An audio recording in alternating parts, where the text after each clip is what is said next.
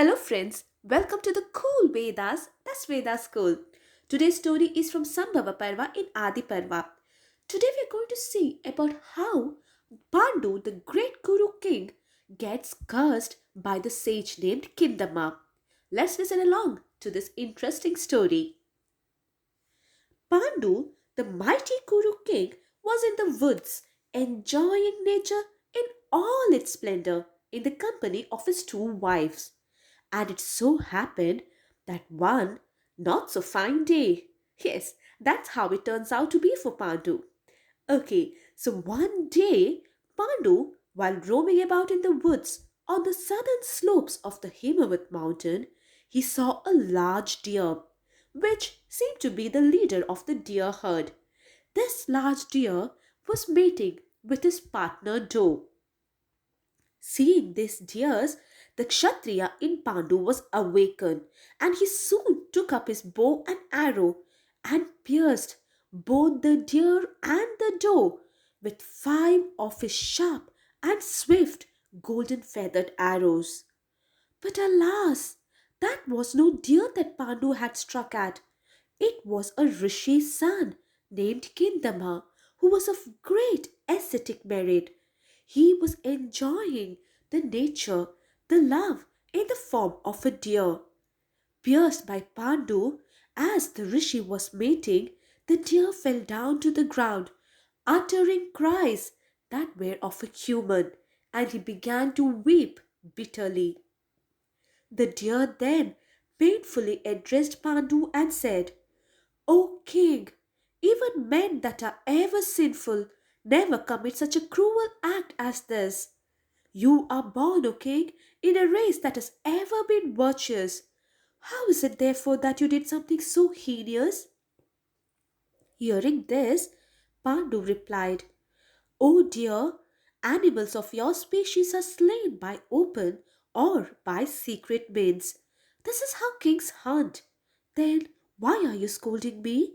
Formerly, the rishi Agastya had performed a homa by using deer fat, and for that he had slain every deer in the forest. Such precedence approves my action. Then why are you scolding me now, O dear?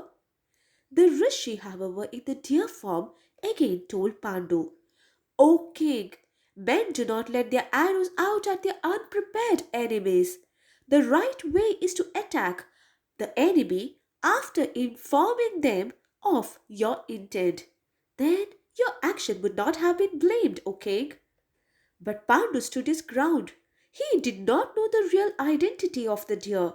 So again he tried to reason with the deer, actually the rishi in the deer form, and he said, Oh dear, it is well known that men hunt by various means without taking into regard whether the animal is aware or unaware of your intention. Therefore, oh dear, you can't blame me now. The deer then said, O king, I did not blame you for killing a deer. I am a Muni named Kimdama. You have killed me without knowing my identity, without knowing that I was a sage. Hence, you will not get the sin of slaying a Brahman. But if you were a real virtuous man, you would not have killed the deer when it was mating with its love. This action of yours is very cruel, and for that you will have to suffer the same fate as mine. You will also lose your life when you lovingly approach your wife. And just as this doe has lost her life and will follow me to heaven, so will your wife, who becomes the cause of your death, follow you to your afterlife. You have brought me grief when I was happy.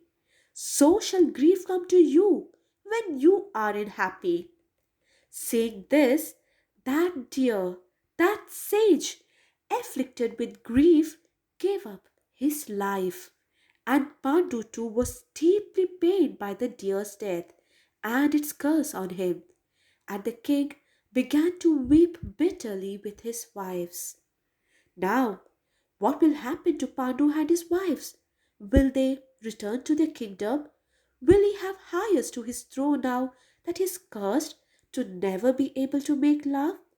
What has fate in store for him? Let's read along and find out.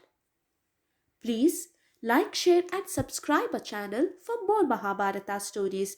Do not forget to press the bell icon. Thank you. Namaste.